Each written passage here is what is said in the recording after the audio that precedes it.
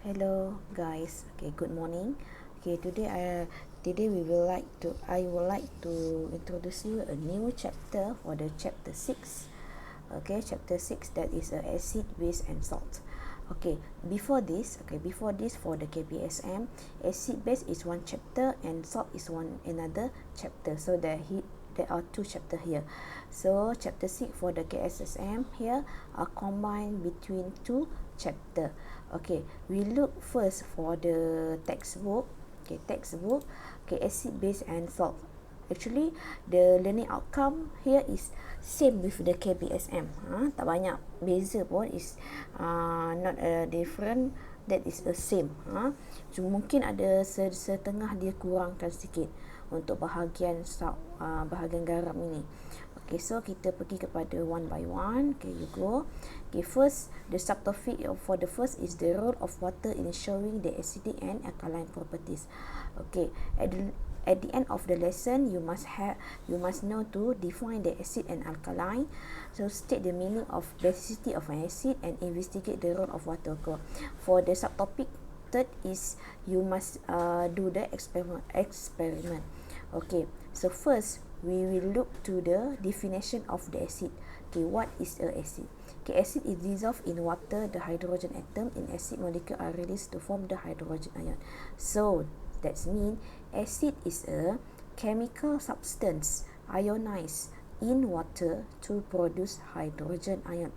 So that means when the acid is react with the water, when soluble in the water, dissolved in the water, so the hydrogen ion and chloride ion will be produced. Hydrogen ion here. So hydrogen ion here will produce. So apa-apa pun substance apabila tidak balas dengan dissolved in water, when it produce hydrogen ion, so that means that is a acid.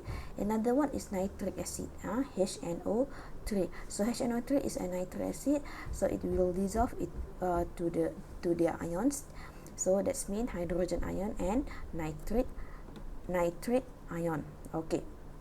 So, however, when hydrogen chloride is dissolved in water, hydrogen chloride molecule will ionize in water to produce the hydrogen ions. Okay, so hydrogen ions and chloride ion.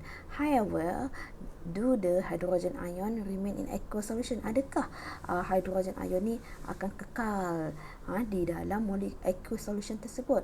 So, sebenarnya hydrogen ions will combine with the water molecule. Okay, the hydrogen ion here, so H plus, will combine with the water here to produce the hydroxonium ion. Okay, here class, I want to ask you, so what the bonding between hydrogen ion and the water here? Kita dah belajar bonding minggu lepas. So this is a dative bond. Hydrogen ion combine with the water. Hydrogen ion, they have no electron valence so oxygen will share with the hydrogen ion here to form the hydroxonium ion. Okay, so basicity of the acid. Okay, they have three type of the acid. What the meaning this type? Okay, this is a basicity here refer to the number of hydrogen ion can be produced by the acid molecules in a water. Maksudnya bila acid tersebut bertindak balas, react dengan air, berapa banyak mole, the number of mole of hydrogen ion will produce. So when the acid react with the water, dissolve in the water, the number of mole of hydrogen ion, if produce 1 mole, so that means that is a monoprotic. Diprotic, so that means bila dia soluble in water, it will produce 2 number of hydrogen ion. Triprotic, that is a 3. So summarize here, they have 3 type of the classification of the acid based on the basicity. Monoprotic, produce 1 hydrogen ion. Diprotic produce 2 hydrogen ion. Triprotic produce 3 hydrogen ion. So for example, for the monoprotic is the hydrochloric acid. So nampak tak? They have a 1 here. So sulfuric acid here 2, diprotic here 3. So maksud ni dekat sini, okay, saya lukis sikit, HCl, okay, HCl when dissociate in water, so it will produce 1 mole of a hydrogen ion and 1 mole of a chloride ion. So when the sulfuric acid here, sulfuric acid when dissolve in the water, kita lukis H2SO4. So when dissolve in the water, maksudnya dia ionize lah. So that means it will produce H plus sama juga dengan sulfate. Okay, sulfate here. Okay, kalau untuk kamu kamu, okay, nampak tak? This is 2 of hydrogen ion. So ini ada 1. So macam mana kita nak balancingkan? So when we want to balance, we put here is 2.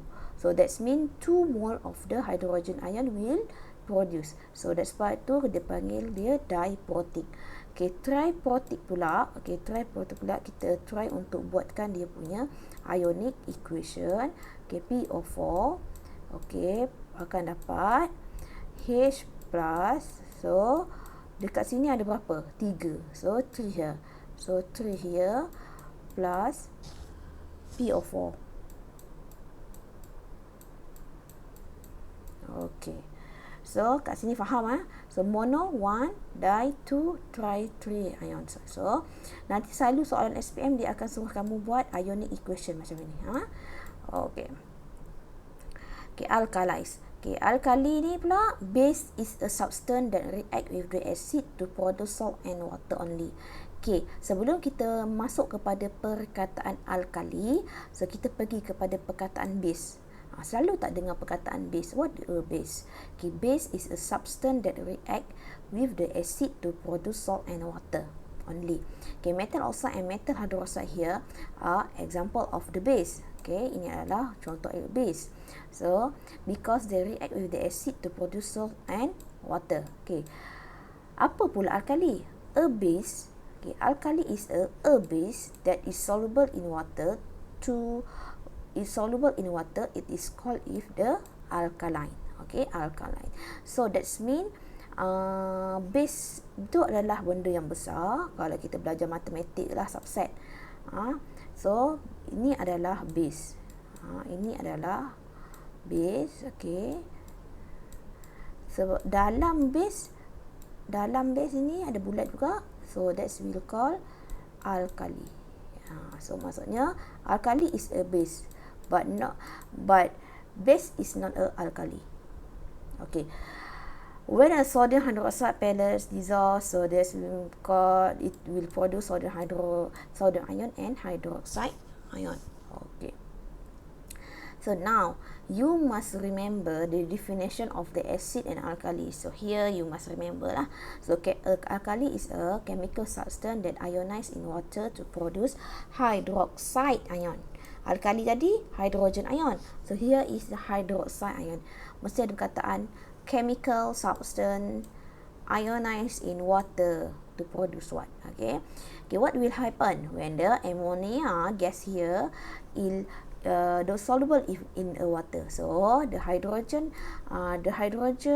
ion here will combine with the ammonia, so it will produce the ammonium. So what the bonding here form? Okay, kita dah belajar juga. So this is a dative bond. Okay, macam juga hydroxonium ion tadi. Okay, this is a dative bond. Okay, so hydroxide nanti dia akan keluar. So hydroxide itu bila keluar dia akan jadi hydroxide ion. So this is the equation. Okay, by dissolving the ammonia gas in our water, aqueous ammonia is produced. Ammonia is an alkali because the ammonia is ionized partially to produce the hydroxide ion. So what the meaning of ionized partially? Nanti kita akan belajar di dalam bab strength of the acid and alkali. Okay, ionized partially tu, so that's mean this is a weak alkali. Weak This is a weak alkali. How we can determine that is a weak or a strong alkali? So you look here. The arrow here is a double. So maksudnya ionized partially, maksudnya dia akan boleh daripada sini the product can be a reactant. Reactant will become to the product back. Macam yang acid tadi. Okay, macam acid tadi, mana acid? Okay, where acid yang saya lukis tadi? Okay, yang ini acid, that is a one arrow only. One arrow only, so that's mean fully ionized in water. Okay, this is the use of the acid and base in our daily life. Okay, selalunya kamu akan jumpa toothpaste adalah alkaline. Acid kamu nak buat jeruk. Okay, so here baru kita nak masuk mengenai the role of water to show the acidity and alkalinity. Okay, so di sini adalah eksperimen. So kalau kamu tak buat eksperimen, nanti nak cuci kita akan buat eksperimen lah. So yang ini situation, dia kata, mak kenapa kalau saya keluarkan sabun tu dia tak boleh slipper, dia tidak licin dekat tangan. Tapi mak dia kata, apa kata kamu campurkan dengan air. So dia akan licin. So kenapa? Sebab alkali ataupun asid akan menunjukkan sifatnya apabila ada kewujudan air. When the water is present in the molecule. Okay. Acid only show acidic properties in the presence of the water. Okay, when acid is dissolved in water, acid molecule will ionize to produce the hydrogen ion. So that's why tadi saya sebut tadi, it will produce hydrogen ion. The presence of hydrogen ion allow the acid to show the acidic properties. Therefore, oleh sebab itu, blue litmus paper dia akan bertukar menjadi red untuk acid. Okay, with that water, the colloid oxalic only exists as a molecule. Dia kalau tidak dissolve in the water, dia akan exist in a molecule. So hydrogen ion are not present. So hydrogen ion tidak akan wujud. Okay, thus the blue litmus paper is not unchanged. So this is the properties of the acid: sour taste, corrosive, pH value less than 7, change moist, blue litmus to the red. So ini cara-cara kamu nak tengok dia punya properties. Okay, ini pula alkali, eksperimen untuk alkali to show the alkaline, the role of water pun nanti kita akan buat. So alkalis only show alkaline property when they are dissolved in water. Dia akan tunjuk sama juga untuk produce apa. Selagi tak ada produk hydroxide ion, dia tidak akan menunjukkan sifat dia. Okay, so sodium hydroxide cannot move freely. So in a pellet, dalam keadaan kering tu, dalam keadaan dia punya solid tu, dia tidak boleh tunjukkan dia punya sifat. So cannot move freely and still tied in is a lattice structure, still lagi dalam molecule, but the pellets does not show alkaline structure. The red litmus paper cannot change when dissolved. When dissolved in the water, it will produce the hydroxide ion will produce and able to move freely in water. Thus the sodium hydroxide show alkaline properties. So the red litmus paper turns to the blue. Okay, so the presence of the water is also enables ammonia to ionize to produce the hydroxide ion. So here the hydroxide ion here when produced were responsible for its alkaline properties. Okay, yang tadi ammonia plus H2O dia akan dapat ammonium ion and hydroxide ion. So hydroxide ion here is responsible to show the alkaline properties. So the red litmus paper turn to the blue. Without the water, it exists in a molecule, so the hydroxide ion does not present and the red litmus paper will be not unchanged. So this is the properties of the alkaline: slippery, corrosive, and has pH value of 7, more than 7, and change moist red litmus paper to the blue. Okay, itu sahaja. Kita tengok kepada yang saya bagi PowerPoint. PowerPoint saya pun lebih kurang sama dengan dengan buku teks. Tapi kenapa saya tunjuk buku teks dulu? Sebab itu adalah kamu punya syllabus. Saya takut ada tukar. So saya buat masa ni, kamu dah belajar mengenai the meaning of acid dan alkali. Ini yang saya tunjuk tadi. Dia akan dissolve in water untuk produce hydrogen ion. So hydrogen ion will dissolve with the water to produce the hydroxonium ion. Okay, so ini adalah simulation. Kalau kamu nak tengok lah, kalau kamu nak tengok dia punya simulation bagaimana hydrogen ion will combine with the water. Okay, so dia combine dengan water, so it will produce the hydroxonium ion and chloride ion. Okay, so kamu tengok kepada sini. Okay, ini pula the role of water. Okay, this is a group. So acid is a mineral and organic. Okay, monoprotic dah belajar. Mono satu, polyprotic banyak lah. Okay, physical properties pun kita dah belajar tadi. Okay, the meaning of base and alkali. Okay, ini adalah how the ammonium ion is formed. Okay, kita tengok hydrogen ion.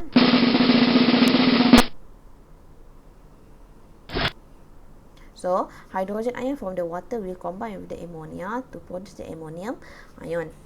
Hydrogen ion. So, hydrogen ion here will show the alkaline properties. Okay. So, base. Okay, yang ini yang saya cakap tadi.